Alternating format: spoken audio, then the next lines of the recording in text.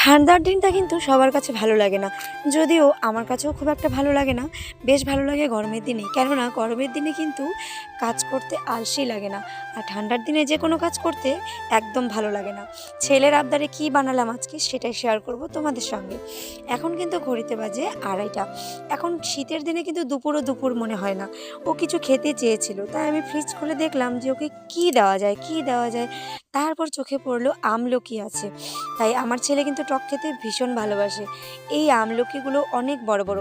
আমলকিগুলো আমি ভালো করে ধুয়ে তারপর এগুলোকে ছোট ছোট করে কেটে ওকে সুন্দর করে মাখা করে দেবো।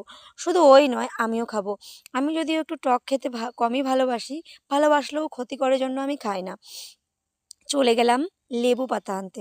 কেননা একটু লেবু পাতা দিলে সেখানে ফ্লেভারটা ভালো আসবে। আমলকিগুলোর মধ্যে সুন্দর করে নুন, একটু তেল, একটু লঙ্কা, লবণ, চিনি সব কিছু মিশিয়ে তার সঙ্গে একটা লেবু পাতা দিয়ে ভালো করে মেখে ছেলেকে দিলাম টেস্ট করতে। যে দেখো তো ঠিক কেমন হয়েছে? অল্প একটু মাখিয়েছি, কেননা আমলকি খেতে কিন্তু যেমন ভালো লাগে তেমন সবাই পছন্দও করে না।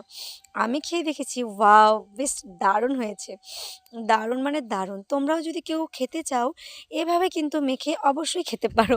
যে আরেকজন একদম টক খেতে চায় না, ওকে ঘুমের ঘরে আমি এসে একটু খাইয়ে দিলাম। ওর মুখের অবস্থা শেষ।